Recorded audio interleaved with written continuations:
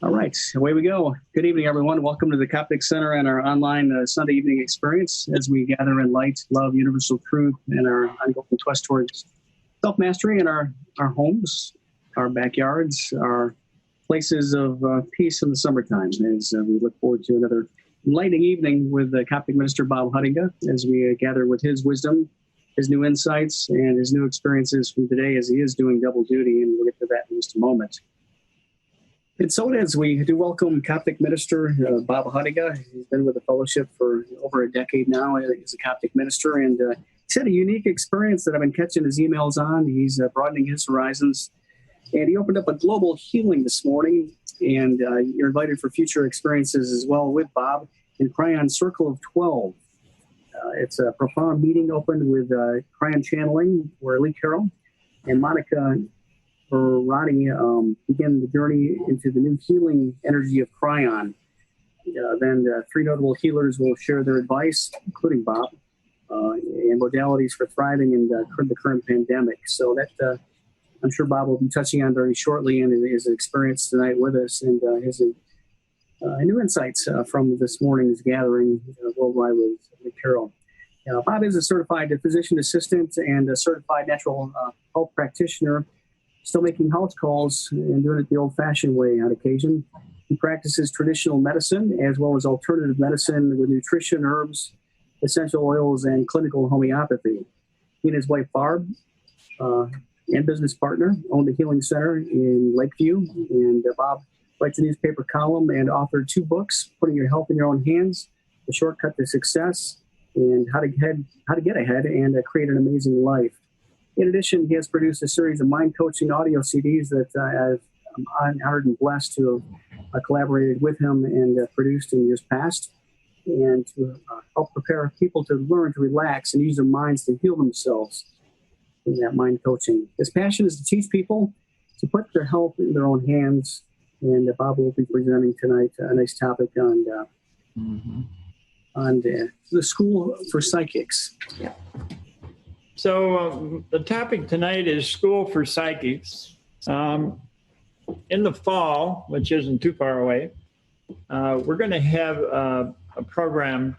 I think we'll be live because we're not too worried about this virus, called the School for Psychics. The reason I decided to do this is I see a lot of people in my daily practice who have great intuition. Some are having precognitive dreams. There's all kinds of people experiencing psychic phenomena. And there's not really any good resource for them to learn and understand about these things specifically. So we're going to do this school. And tonight what I want to do, though, is go through all of the different aspects. Now, we function in 2 worlds. We function in the physical world of our body and the spiritual world of our mind. And what we think about is what creates our physical experience. So it's important that we understand how to use those mental abilities. Now, this is not for professional psychics, somebody who's got a sign in the window. This is for everyday use of the psychic phenomena that people can use to achieve better lives. Now, there's a certain role of the brain in this process. We make 4 different kinds of brain waves: beta, alpha, theta, and delta. The beta brain waves are what we're using mostly when we're active and our mind is alert and we're focused on a task. Alpha brain waves are produced when you are meditating, when you're daydreaming, when you're doing automatic things like driving or taking a shower. And it is what happens just before we go to sleep. And in the first 15 minutes of sleep, alpha brain waves are also produced during dream states. Theta and delta brain waves are not very well understood, but people that can do things like Hamid Bey did, I'm sure if you had an EEG hooked up to them, you'd see that they produce a lot of delta brain waves. But most people do not have any conscious awareness when their brain is producing a lot of theta and a lot of delta. So I'm going to go through and describe these components of psychic phenomena. The first is intuition. Now, intuition is knowing something that does not come through your 5 physical senses. We have psychic senses that mimic our physical senses, so we can envision things. We have inner voice, we have feelings, we have inner smell and inner taste. Intuition is knowing something and knowing that you know it. Now, this is a congruence between the right side of your brain and the left side of your brain. The right side of your brain is more involved in intuition and creative things, and the left side is more involved in logic. And when your logic and your intuition agree, then you have this sense of certainty. These things can come in the form of a gut feeling. So the gut feeling is something in the center of your chest or in your solar plexus area. It's known now that there are actually sensory fibers in your heart, physical sensory fibers, so that we have these sensations in our chest or in our gut. Now, sometimes we have those feelings and we don't know what they mean. So all you have to do is get quiet, close your eyes and say to yourself, I want to see a picture of these feelings. And the first thing that comes into your mind as a picture is going to represent those feelings. And then there's that still small voice. So we think in primarily 3 channels: visual, audio, and feeling. The visual is short mental movies that come into our mind, or they may be daydreams, or what we call unbidden images. An unbidden image is something that pops into your mind, usually something unpleasant. And you simply need to let those things go through or just tell them to go away. Dreams, night dreams. We have a dream approximately every 90 minutes. So most people don't recall that many dreams every night. But if you want to practice your abilities, it's very good to write your dreams down or use the record function on your phone and record either written or audio some portion of your dream so that in the morning you can recall it. Now, I find that dream interpretation books are not very helpful because the points of reference that the author refers to are the things that have meaning for them. But those things may not have the same meaning for you. So each of us needs to create our own library of points of reference so that we know what certain things mean. And I'll give you an example. From time to time, I get a dream of someone driving a hearse. And 6 times when I've had that dream, within 2 weeks, the person driving the hearse has died. So for me, that becomes a point of reference that I now understand. And that kind of dream is called a precognitive dream. We often have these. So these are things that if everything stayed the same, they are likely to happen. We dream about the probability of something happening, but we can actually alter that. And again, in the example of the person driving a hearse, I had this dream about my father. And so I was instructed by my mentor at the time to change the dream and see something happening different. See him 5 years now in the future, 10 years in the future, having a family reunion when he is there and he's 90 years old, making up new mental pictures. And the results of that were that after a few days after I had that dream, I called, and in the middle of the conversation, he got stuck. He couldn't finish the sentence. And so I asked my mom to make sure he got an appointment with a doctor, and they found that he had a large brain tumor. The tumor was then excised, and he lived for about 7 more years. So the point is that these precognitive dreams come to us for our benefit, for our survival.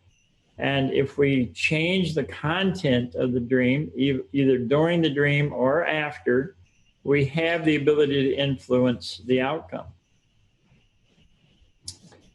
The next topic is empathy and anxiety. Many people in our circles are empaths. An empath has the ability to feel other people's feelings and sometimes feel their sensations, such as pain. I happen to be an empath, and when I first started my career in medicine, I would go home every night with a different set of symptoms. And it was really puzzling to me because I didn't understand any of this. I'd feel great in the morning, but I would bring something home with me and experience symptoms from the people that I had seen during the day. So many of us have aches and pains, or we have anxiety or depression or other emotional sensations that we're actually picking up from other people. And I had to learn to screen this so that I didn't feel everybody else's stuff. If I want to feel that, I can turn it on, and it is actually quite helpful diagnostically. Now, there's a whole area here called past lives. If we believe in reincarnation, that means that we've been in this experience many times in the past. And those past lives, we often don't remember them. But we can, if we choose, we can open that up and remember those and actually do healing work there to help our present lifetime. And I'll give you an example of this. I had a young man patient who injured his back. He was 18 years old, and he went to the chiropractor. The chiropractor found that he had a birth defect in his back. So his mother brought him to see me, and she said, "Is there anything that we can do about this?" And so I used some past life exercises that I learned in hypnosis. And we took him back in 4 lifetimes. He had died from some trauma to his back. In one case, he was ran over by a wagon. A gladiator cut him in half. He was drawn and quartered. So this defect in his back was actually showing up from these previous life experiences. So each of those lifetimes, we then did a healing where we saw him get past that event and grow to be an old man and die of natural causes. And 2 years later, he had an x-ray of his back, and that defect was gone. Now, bone is always remodeling and moving, and we think of it as static, like it's there for our whole lives, but it's not really. It is very dynamic, and there's new bone being laid down all the time and old bone being removed. So this is physically a very possible thing. I certainly wasn't taught that when I was in PA school. So then there's the more traditional psychic kinds of things, palm reading, toe reading, which Barbara here is an expert at, card reading, aura reading, Carillion photography, communication with animals. Animals are always in alpha brainwave state. They produce very few beta brainwaves. And so the animals can actually sense our feelings, they can sense our moods, they can understand us if we have the ability to get into a similar state. Now, there's also communication with others. And one of the best ways to do this is in the middle of the night. So let's say you want to communicate with someone. Perhaps you have a job interview the next day. What you would do is program yourself to awaken in the middle of the night when that person is most receptive. And the key here is they have to be receptive. And then you have a conversation with them. Now, in this conversation, it has to be in their best interest, because the receiver of this communication is just like somebody who answered a cell phone. there's a little message there that says accept or decline. And so if your message is not in their best interest, they're going to automatically decline. So this is an excellent way, especially with your children, to communicate and get a message through at a spiritual level rather than trying to say things in words or in a letter. The next is mediumship. Now, this is communicating with souls that have departed. We all have this ability, although we know people who are mediums and make a living by doing that kind of work. We all have the ability to sense and connect with those who passed over. Psychometry is the ability to sense vibrations from an inanimate object. So this can be something simple like a person's wedding ring or watch, or it can be like a building. So often we go into a building, let's say a church, where there's a lot of positive energy. Some people have had the experience of going into places like in Egypt, where there was a lot of suffering and sensing what happened there. I know people that don't want to go back to Egypt because they felt all of that pain and anguish that was experienced by the slaves and the people that helped build those monuments. Next is clairvoyance. Now, clairvoyance is the ability to sense visually with clear detail something that may happen in the future, something that happened in the past, or even something that's currently in the present. Clairaudience is psychic hearing, and clairsentience is feeling, and it's very similar to empathy. So we all have the ability to communicate in all three of these channels. And to get really good at creating life experience, you need to be able to function in all three of these. Now then there's channeling, like Cryon and Abraham Hicks, and there's automatic writing. Jane Roberts. One of the first books that gave me some clarity in this area was one of Jane Roberts' books. It's called The Education of Oversoul No. 7. I read that book a half a dozen times, but it was one of the first things that gave me a real ability to not fear death because of how she understood that process of passing over. Next are tools like the pendulum. Many people use pendulums for yes and no answers, or they'll use a chart to point them in a particular direction. We have some books that you can use a pendulum for medical processes and for different health situations. Dowsing rods, I don't have that ability, but I'm going to learn how to do that, because all of these things we can learn how to do. Some of us have learned them by mistake or by accident over the years, but if you want to learn a particular technique, it's actually very simple to learn that. We just have to have the desire. And then there's healing techniques. So hands-on healing. Many years ago, I spent some time with Jose Silva, and he was teaching hands-on healing. And he taught us how the energy flows through our body and comes out our hands. So our right hand is a sending hand, the left hand is a receiver.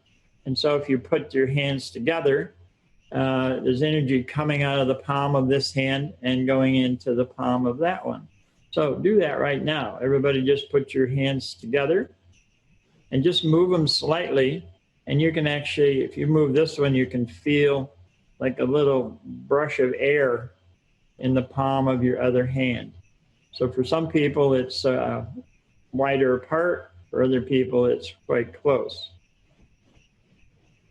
So if you're doing hands-on healing, if you have your hands this way, there's a loop of energy that comes out and goes into this one, and you can move that over a person's body, and have an influence on their chemistry. If you put your hands like this between and have a body part between your hands, that energy is going to flow through this way. Now, just the energy flow doesn't have much impact. What has the impact is your thinking while you're doing this. And this is why some massage therapists and some chiropractors are better than others, because they've learned how to put the mental process together with the energy that flows through their hands. Now, I can also do distance healing, and I do this a lot. I program myself to wake up when a patient is most receptive, and then I have a conversation with them and imagine them well, seeing them in the future in perfect health.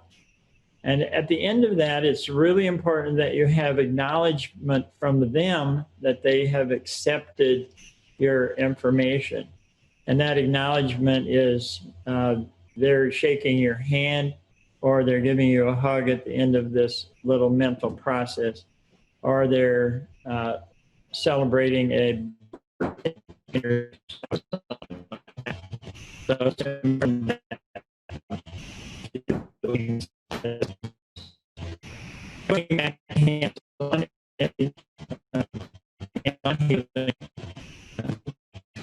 we visited a gentleman named God of God.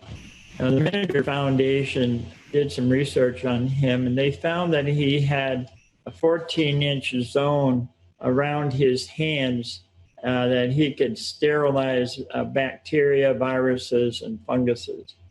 And it's the same process that I just described before. Energy was coming out of one hand going into the other, and he could amplify that by certain thoughts that he had. The next is remote viewing.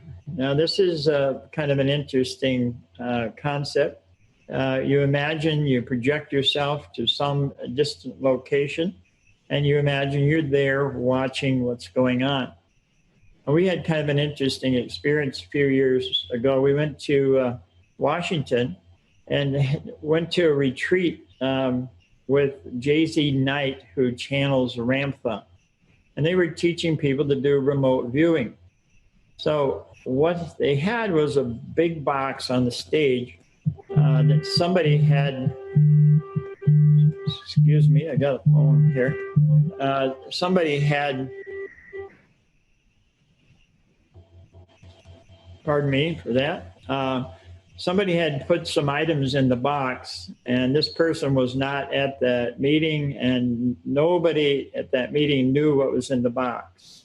And so our task was to imagine what was in the box. And the instructions were to project yourself into the box and look around. Now, the interesting thing was that they had an infrared camera, a video camera on the box. And we've all heard about orbs. Well, in this room, there were all these orbs that were being picked up by the infrared camera. And as people were projecting themselves into the box, these orbs were going in and out of the box. Now, I don't know exactly what that means, but I think that that was an actual physical representation of one's ability to project themselves inside that box. Now, maybe that's a reach, I'm not sure, but it makes a lot of sense to me. Next is telekinesis. And telekinesis is the ability to move objects with nothing but our mind, and the energy from our body, the energy from our hands. There certainly are people who have the ability to do that. When I was in the Silver program, there were people that could hold a fork in their hand and just rub on the handle like that, and it would just melt as if it were heated by a torch. I tried and tried, couldn't make that work, but that's a form of telekinesis. So Jose Silva chided these people, and he said, this is only beneficial if you can straighten the fork after you bend it. as he was a proponent of doing no harm, of only doing things that were beneficial. Next is teleportation. Now, this is getting a little bit woo-woo, but if you've ever read the book The Wisdom of the Masters of the Far East, there was a group of people that spent 3 years over in Tibet, and they studied and observed some of these masters. And there were people there, they could project themselves from one place to another. And I have no idea how this is done, but it is very fascinating. And they actually observed that. They traveled 10 miles to a location, and they had to go upriver 5 miles and then downriver 5 miles to get to this location, because that was only one bridge across this big gorge. And when they got there, one of the masters was already there, and he said that he just moved himself. So can we do that? I think we can. Most people don't know how. Can we learn it? Maybe. Maybe we have too many disbeliefs in that process. Same with bilocation, being in two places at the same time. I know of some people that have had experiences where they imagined very vividly that they were in a room in California, and people observed them there, but their physical body was in New York City. So again, those things, are they possible? Probably. Do they have any benefit for us? Maybe. Are they things we could learn? Perhaps. This is another one that's, again, kind of unbelievable, the ability to control time. One of the first times that I met John Davis and Carl Franklin, Barb invited me up to Big Rapids to a meeting with Bonnie Kripe. And Carl and John talked about the lords of time and space. Now, I thought they were a little nuts, but you know, the interesting thing is they gave examples of how you could say you were on a trip and you had to get a certain place at a certain time. And if you imagined with your finger drawing the route and getting there 10 minutes before you were supposed to be there, that everything would go more smoothly, and that you could actually alter time in the sense of getting there exactly when you needed to be. And I have used that many, many times, and I find that to be really fascinating. I also think there's a possibility that some true magicians have the ability to master time, and that some of the tricks that they do are actually because they can shift themselves into a slower time or a faster time. Again, maybe, maybe not, but it is something to think about. So what is the role of meditation in all of this? Well, we have to enter into an alpha brainwave state. We have to get into this spiritual dimension to do any of these psychic phenomena. And the only way to really get into that is by practicing and meditating, so that you can slip into an alpha brainwave state very, very quickly. So meditating every day is really important. And what we were taught by Jose Silva is that it was actually better to do 3 5-minute meditations than it was to do 1 15-minute meditation. Now, he recommended 15 minutes 3 times a day, but if you only had 15 minutes, then you should do 5 minutes 3 times a day. Because he said the benefit was going in and out of that state and practicing going in and out of that state quickly. So it is really important.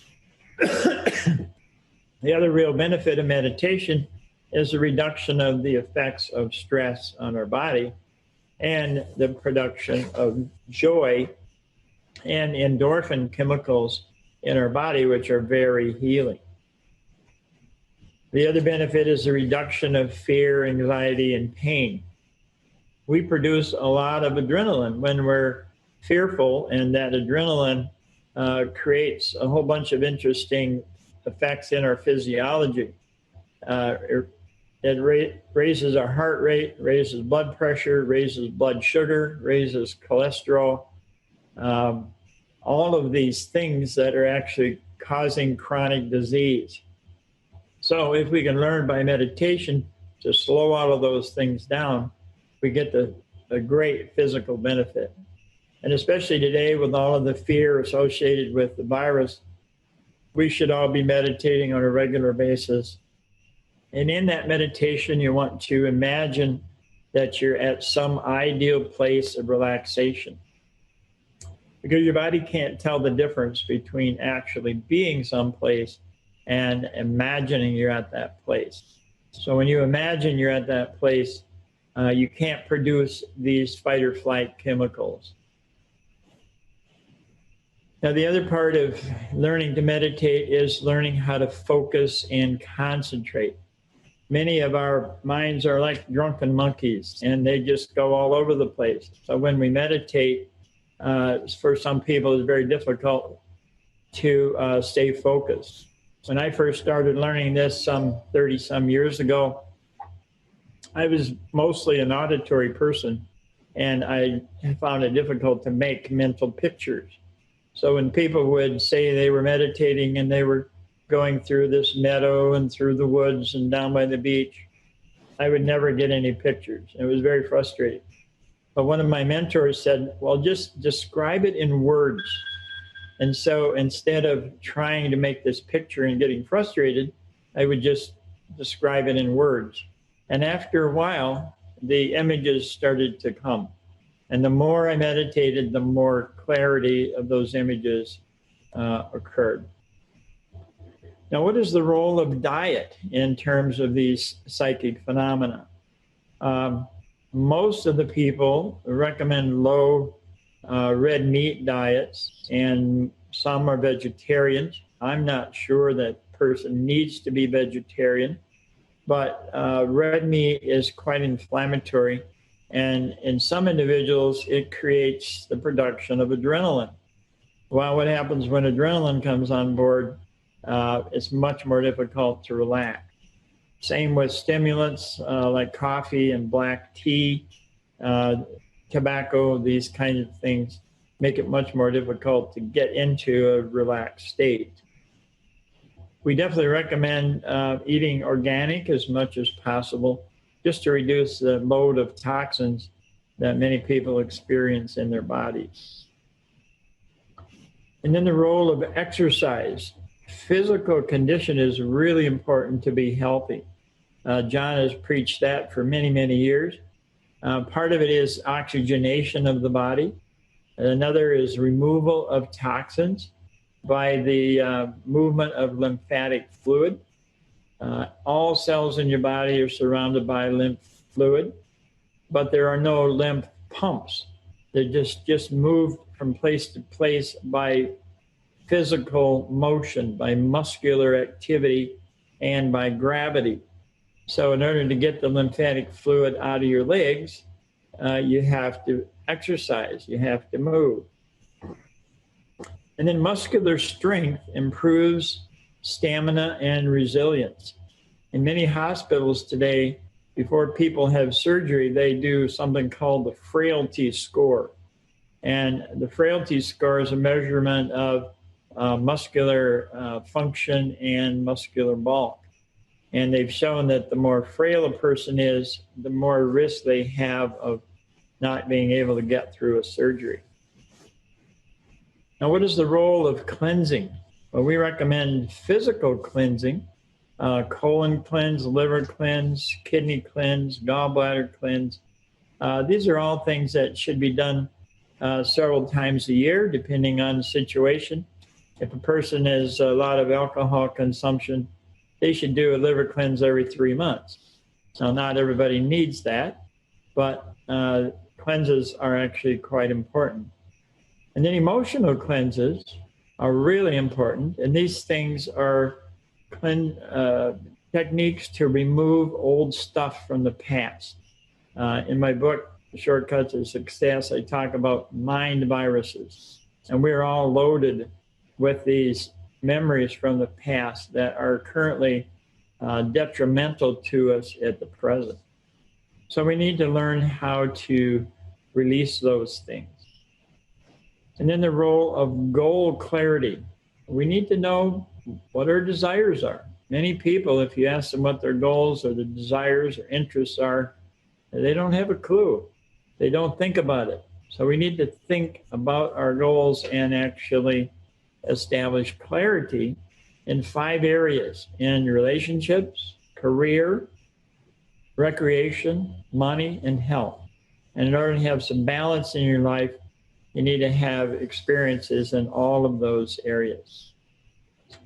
Now, in order to create a healthy life and also to create more of these psychic experiences, we need to think about these things as if we are already doing them. And it's called thinking from the future. So instead of thinking about the future, we need to learn how to think from the future. And we have to have a sense of gratitude. Now, in most cases, when you're grateful for something, it's because it's already happened. And so when you're grateful in advance, it actually helps put you in that state where you imagine something as if it's already happened. So that's kind of a general overview of all the different parts of the psychic phenomena. And like I said before, we're going to put together a little school, and I'm not sure if that's going to be physical or virtual or both. But the idea is to help people augment the tools that they already have and to begin to explore some of these new things. I'll give you an example. When I was in teacher as the teaching the Silva method, we had some students that were Aikido masters, and these guys could make themselves invisible. And I said to them, that's not possible. You can't be invisible. And so the head guy said, well, we're going to go have dinner. I want you to come along with us, and I'll show you what we mean. So we went into this restaurant, and he said, before he went in, he said, well, there were five of us, 4 him and 3 other people and myself. He said, now we're going to make ourselves invisible. And so we walked in, and we sat at a booth, and we sat there for about 20 minutes, and nobody paid any attention to us. The waitresses didn't come over for 20 minutes. So we left. And then outside in the parking lot, he said, now we're going to go back in, and we're going to make ourselves very large. And so we walked in, and when we did, every person in the room looked at the door. Now, they did that by making their energy very small and making their energy very large. And these are all parts of our ability to use our mind in a special way. So what this program is going to be about is learning how to use your mind and use it in a special way. Thank you, and have a nice evening.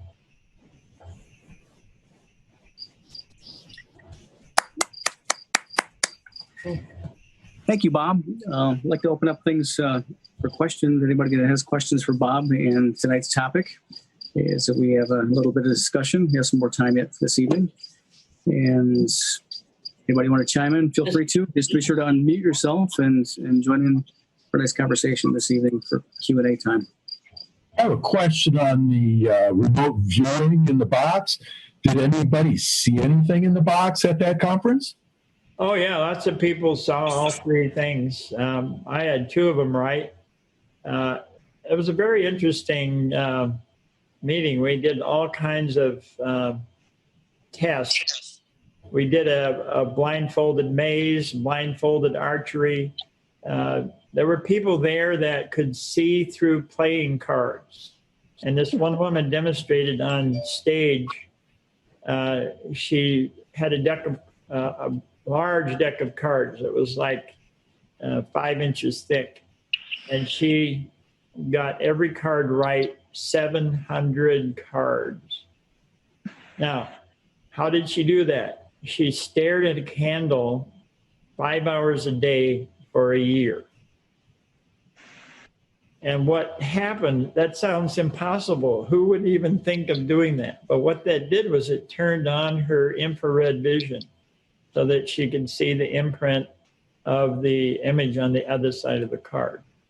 Chinese girl. And they were going to casinos and just cleaning up on the blackjack tables. So there were lots of, but answer to your question, Craig, lots of people got things right in what was in the box. Did anybody travel in time? I've heard remote viewers can go back to the Civil War times and actually go to battlefields and see what went on. Well, that wasn't part of that conference, but I certainly have met people who have done that. And, you know, it's sometimes hard to verify that what they saw was accurate, but some people then do the research and find out that what they did see is accurate.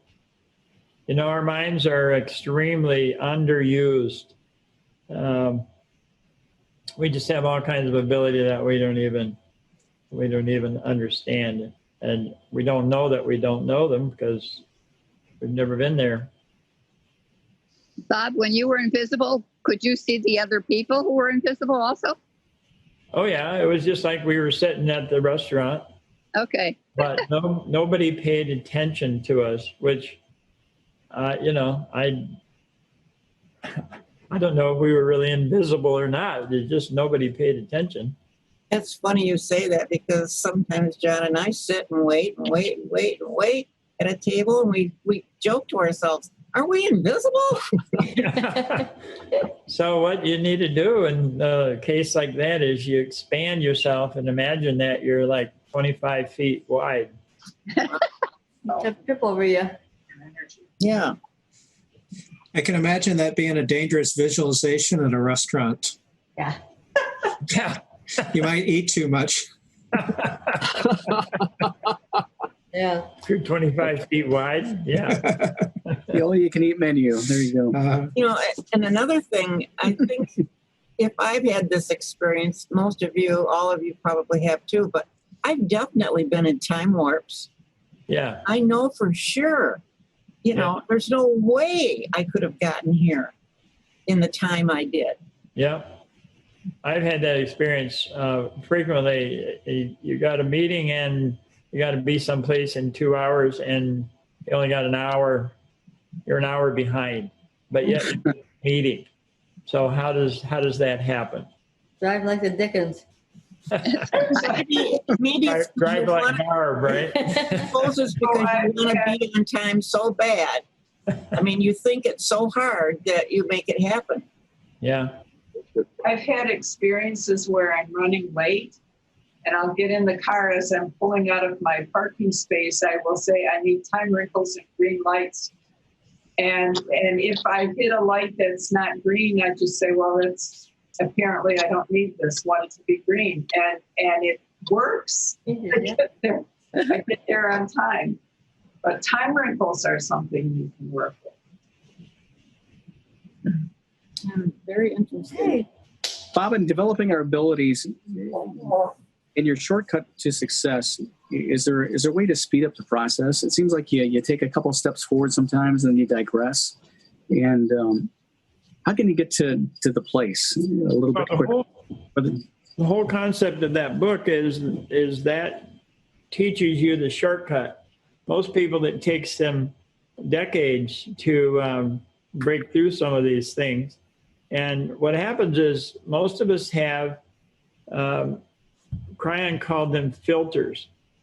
These are experiences that we had as children or younger adults that caused us some kind of anxiety. And when we have that, then every time that situation comes up, we actually become that age.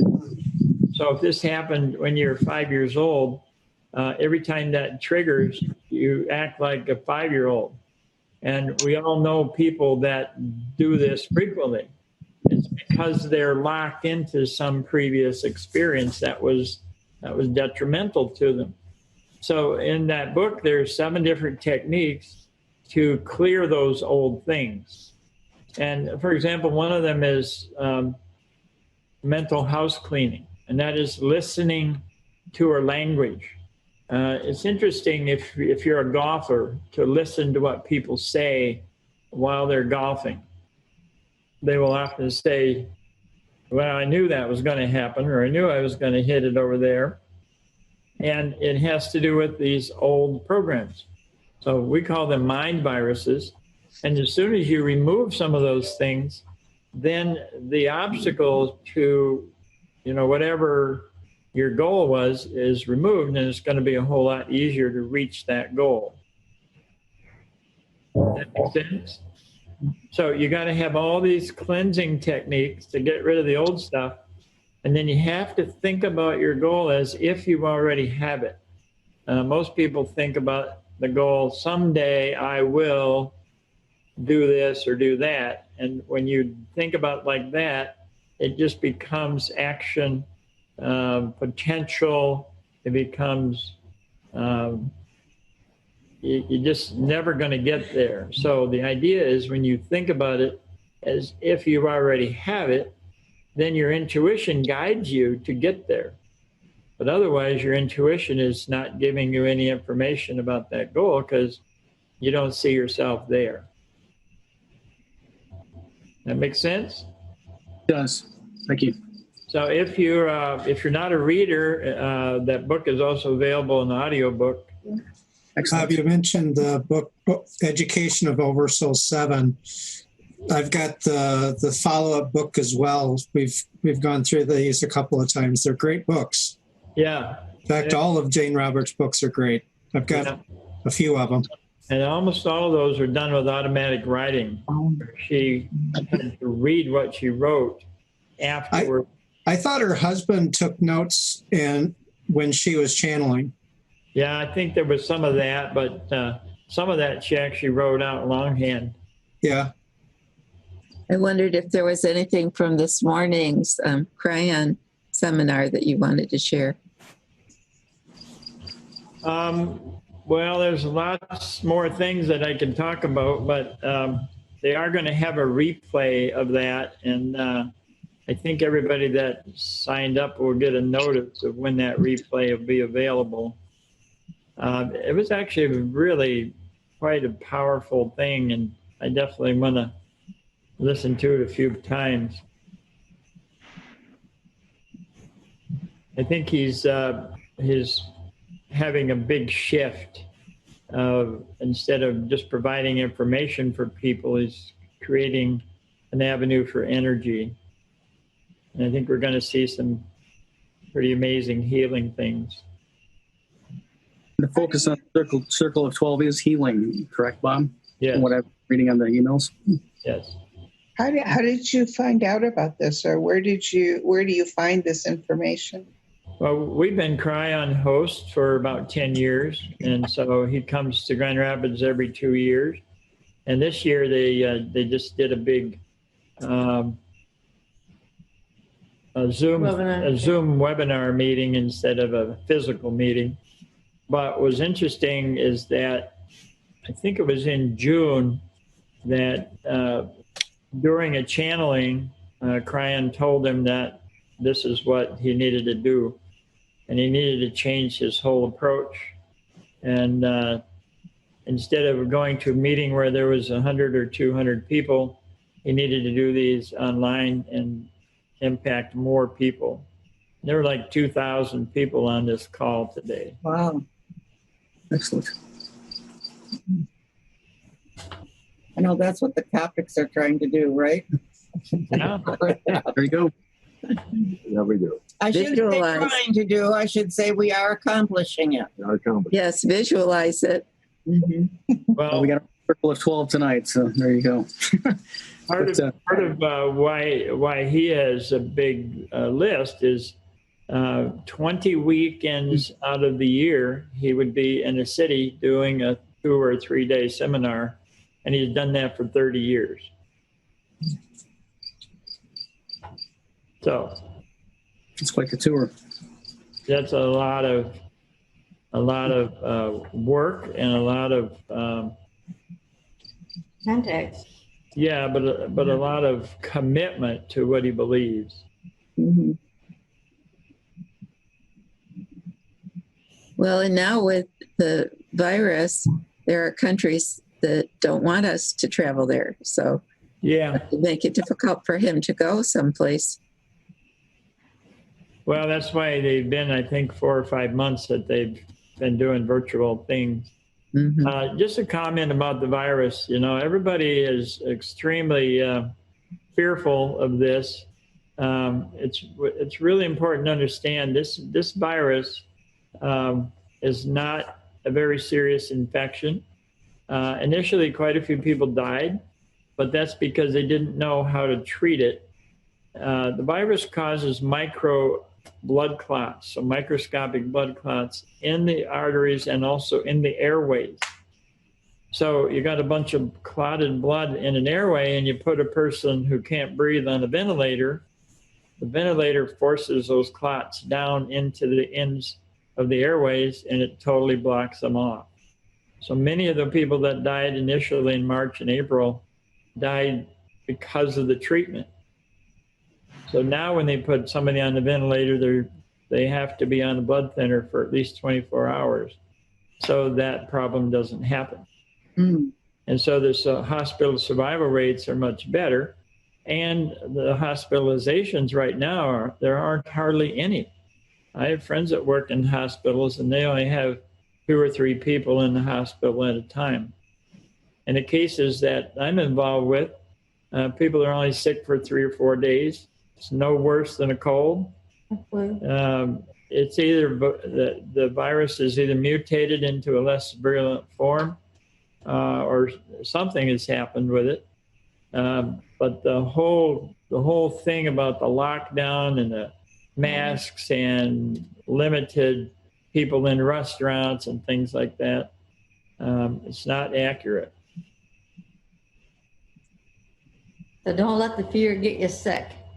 So if you go to a place that requires a mask, you know, do your thing, do it. But there's really no reason for anybody to be wearing these things.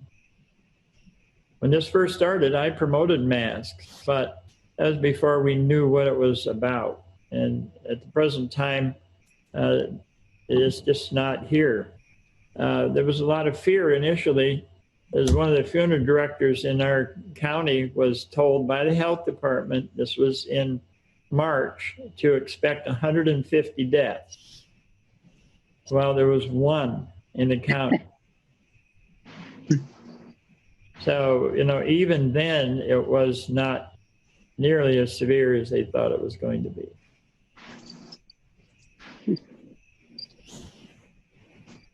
So when you see the hot spots popping up in different segments of the country, does it deal with the mask issue? Or Masks don't mean anything. The problem there, Mike, is the masks or the testing is very fraudulent, and also lots of false positives and false negatives. So we're seeing people that have absolutely no symptoms and have to be tested because they're going on a trip, and they come up positive but don't have a single symptom. And we're now seeing reports where people have report that says coronavirus but not COVID. So the coronavirus causes a common cold. It's been around for centuries. So this one is just a new version, and whether it's naturally produced or man-made is still up in the air, but it's not nearly as severe as we initially thought. And if people believe that the masks are going to help them in their belief, it will help them. So, right. You know, if you're with somebody who is very concerned and wants you to wear a mask, you're helping them keep their positivity about not getting it because you're wearing your mask, even though it may not affect you. Well, the important thing with masks is if somebody wants to protect themselves, they should wear a mask. They should not ask you to wear a mask to protect them. You know, if somebody in your household had cancer and they were getting chemotherapy treatment and they were told, you know, you're more likely to get infection because this chemo is knocking down your immune system. Well, you wouldn't go around the neighborhood and make everybody wear a mask to protect that person. You would just ask them to wear a mask, right? So each person, if you're afraid, you wear a mask to protect yourself. But you don't wear a mask to protect your neighbor. That's what we're being fed. Yeah. Well, yeah. Well, it's because if you sneeze on your neighbor, if you have a mask on, it's not going to hit them. Right, but how many times in your life have you been sneezed on and you didn't get sick? Yeah. That's why you have an immune system. And that's how you get a healthy immune system. Yeah. Many years ago, I had a patient who didn't know she was pregnant, and she delivered a baby at home. And this is before EMS. And so the hospital owned an ambulance. So this is like 1977 or so.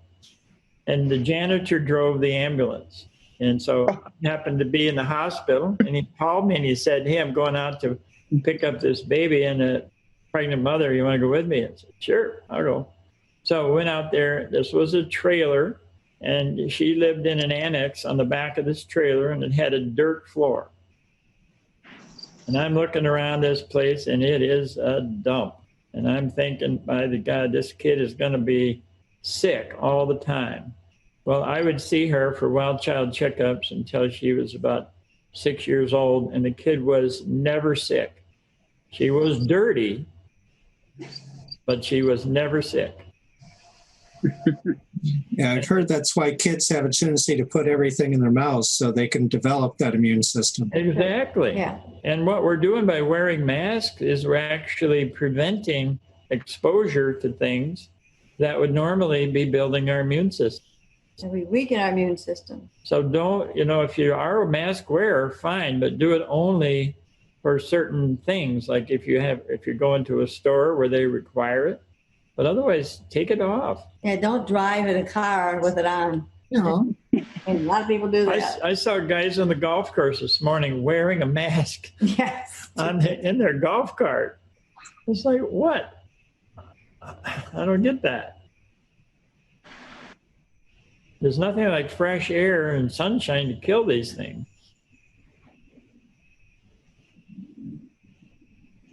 The other part of that is if we have faith that we can remain healthy, then that's the position we need to create within our own bodies. Because the fear creates acidity and a body chemistry that makes it more susceptible to infection. So we need to meditate every day and go about our lives and not participate in this thing. Thank you, Bob, for confirming what Alan and I have sort of believed all along. Most people believe it. They're just afraid to do it. That's the problem. But somebody has to stand up and say, Enough. enough. Yeah.